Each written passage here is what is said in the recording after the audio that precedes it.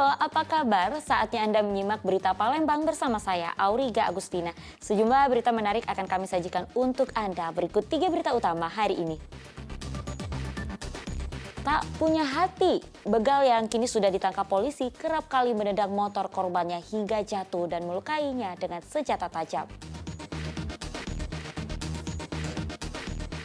Pedagang pasar Indralaya di ultimatum, 3 bulan lagi tidak ditempati, puluhan kios di lantai 2 pasar Indralaya Kabupaten Ogan Ilir akan diambil alih oleh pemerintah kabupaten.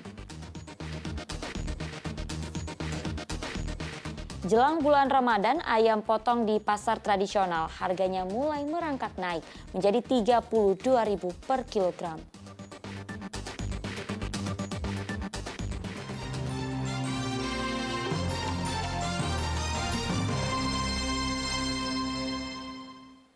Kita ke informasi pertama, unit 3 Jatanras Polda Sumatera Selatan berhasil menangkap 3 pelaku komplotan begal sadis yang meresahkan masyarakat, khususnya Palembang. 3 orang penadah hasil curian beserta barang bukti 5 unit sepeda motor juga diringkus dari lokasi berbeda. Ketiga pelaku spesialis begal sadis yang meresahkan warga, masing-masing Hajid, Basir, dan Ridwan, digiring ke kantor polisi bersama penadah hasil curian. Ketiga begal ditangkap oleh Unit 3 Subdit 3 Jatanras Polda Sumatera Selatan setelah banyaknya korban yang melapor. Dari hasil pemeriksaan polisi, ketiga tersangka begal ini telah melakukan kejahatan puluhan kali di Palembang. Para tersangka kerap menendang motor korbannya hingga terjatuh, lalu membawa kabur motor korban.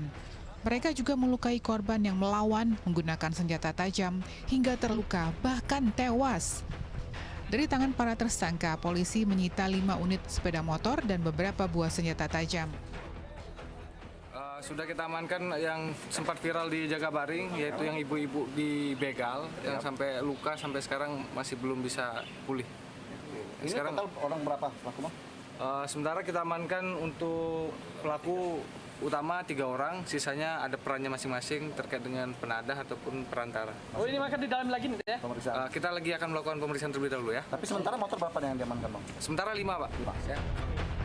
Tersangka Hajid mengaku sudah menjadi begal motor dari tahun 2017 dengan wanita sebagai targetnya dan tidak segan-segan merampas motor korban dengan cara kekerasan. Sama si beliau. Tadi ngomong apa tadi? Ibu-ibu itu ya? Ibu-ibu ya. Korbannya ibu-ibu ya. Iya. Diapakan ibu-ibu itu? Ditendang juga, Pak. Luka-luka semua? Iya, Pak. Di mana itu terkap? Di Jakabaring, Pak.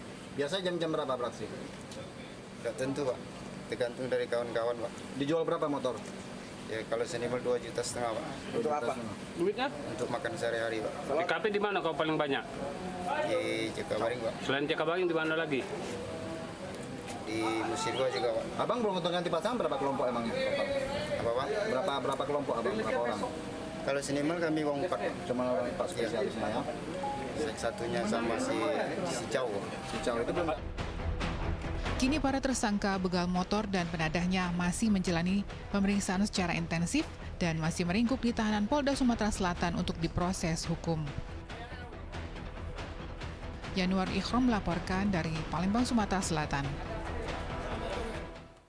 Sementara itu, jajaran Satuan Narkoba Polrestabes Palembang memusnahkan barang bukti narkoba bernilai miliaran rupiah. Narkoba yang dimusnahkan merupakan hasil pengungkapan kasus selama 2 bulan terakhir. 3 orang berhasil diringkus dalam kasus peredaran narkoba di Kota Palembang.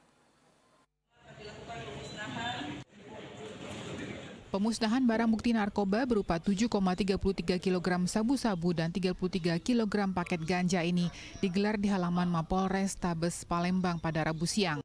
Sebelum dimusnahkan, barang bukti diperiksa terlebih dahulu oleh petugas Puslap 4 Mabes Polri Palembang untuk melihat keaslian kandungan yang ada di dalam barang haram tersebut.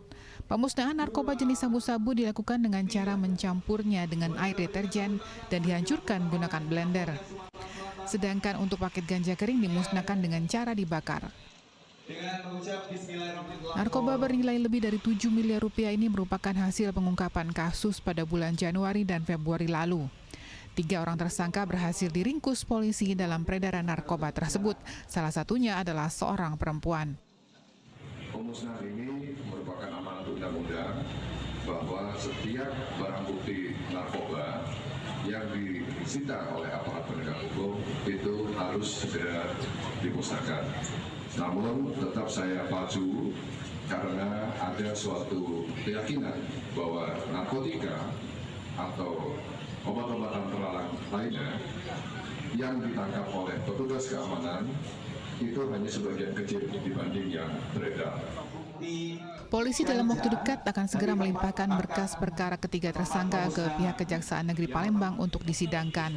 Atas perbuatannya, ketiga pengedar narkoba ini dijerat polisi dengan Undang-Undang tentang Narkotika yang ancaman hukumannya paling lama 20 tahun penjara, seumur hidup atau bahkan hukuman mati. Dedi Irwansyah melaporkan dari Kota Palembang.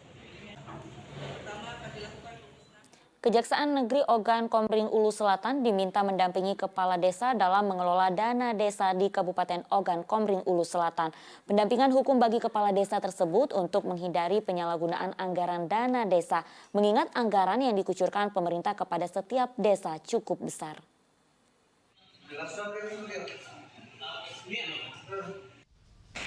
Pemerintah Kabupaten Ogan Komering Ulu Selatan melalui Dinas Pemberdayaan Masyarakat dan Pemerintah Desa mendatangi kantor Kejaksaan Negeri Ogan Komering Ulu Selatan. Petugas Dinas PMPD kali ini mengajukan permintaan pendampingan hukum pada pihak Kejari Oku Selatan dalam pengelolaan dana desa tahun 2023. Pengajuan pendampingan ini dilakukan setelah adanya usulan dari sejumlah kepala desa di 4 kecamatan di Kabupaten Oku Selatan, yakni Kecamatan Kisam Ilir, Muara II, Runjung Agung, dan Buai Rawan. Pendampingan ini dinilai sangat penting, mengingat nominal anggaran yang dikucurkan pemerintah pusat kepada setiap desa relatif besar. Sedangkan di sisi lain, masih banyak kepala desa yang belum paham mengenai pemanfaatan serta pengelolaan keuangan desa. Tujuan dari pendampingan hukum ini agar penggunaan dana desa oleh kepala desa akan tepat waktu dan tepat sasaran tanpa adanya pelanggaran hukum. Tujuan fungsi kami dari Datun untuk meyakinkan, untuk memastikan bahwa penggunaan dana desa oleh kepala desa di tahun 2023 ini agar tidak terjadi penyimpangan ke arah pidana. Setidaknya setiap kegiatan itu nanti akan kita evaluasi. Kita akan mulai dari kegiatan, dari SPJ dan lain-lain, apakah memang sudah dilakukan sesuai dengan peruntukan dan masyarakat desa itu. Yang penting outputnya bermanfaat bagi masyarakat desa. Dengan adanya pendampingan ini diharapkan kepala desa maupun perangkatnya lebih aktif dalam berkonsultasi tentang manajemen pertanggungjawaban anggaran dana desa. Sebab jika rambu-rambu aturan yang telah diberikan masih tetap dilanggar, pihak kejaksaan tidak segan-segan akan menindaklanjutinya sesuai hukum yang berlaku. Dedi Irwansyah melaporkan dari Kabupaten Ogan Komering Ulu Selatan. Puluhan kios yang berada di lantai 2 Pasar Indralaya, Kabupaten Ogan Ilir terbengkalai. Pasar yang sempat direnovasi pada tahun 2019 tersebut kini kondisinya sangat memprihatinkan. Beberapa pintu kios banyak yang rusak dan dipenuhi tumpukan sampah. Puluhan kios ini tidak terawat sehingga terlihat kumuh dan terbengkalai. Tidak hanya itu, bangunan ini dipenuhi dengan tanaman liar dan lumut, serta beberapa pintu kios rusak dan menyisakan banyak sampah. Terbengkalainya kios di lantai 2 Pasar Indralaya ini terjadi setelah ditinggal pedagang.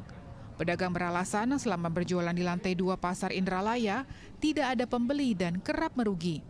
Kios ini sendiri sudah hampir 4 tahun tidak ditempati oleh pedagang. Sudah lama lah, lalu lanjut 3 tahun, 4 tahun. Sudah lama ya Pak? Sebelum-sebelumnya ramai pengunjung ke lantai 2? Awal-awal dia agak ramai juga. Kan? Semenjak Covid? Sebelum Covid sudah sepi. Bapak ngapa masih bertahan di lantai 2 Pak? Ya kita yang di bawah dah ngetik kan, tempat ngetik. Banyak pindah ke bawah. Pemerintah Kabupaten Ogan Ilir mengaku telah berulang kali membujuk pedagang untuk pindah ke lantai 2 Pasar Indralaya. Tetapi mereka tetap menolak. Namun jika dalam kurun waktu 3 bulan lagi kios tidak juga ditempati, pemerintah Ogan Ilir berencana akan mengambil alih Pasar Indralaya. Kalau dari pemerintah berapa kali sudah ingin membenahi, tapi kembali lagi kita yang para pedagang ini tidak mau pindah ke atas, yang pakaian segala macam karena sepi daripada pembeli. Nah, tentunya apabila melakukan tindakan paksaan ya tentunya akan sangat tidak kondusif nanti, bukan hanya. Pasar Indralaya sempat direnovasi pada tahun 2019 setelah mengalami kebakaran. Selama masa rehab, pedagang dipindahkan ke lapangan torpedo yang berada tidak jauh dari Pasar Indralaya. Rupanya saat dipindahkan kembali ke Pasar Indralaya, pendapatan pedagang justru jauh menurun hingga mereka kembali memilih ke Pasar Torpedo. Dedi Irwansyah melaporkan dari Kabupaten Ogan Ilir.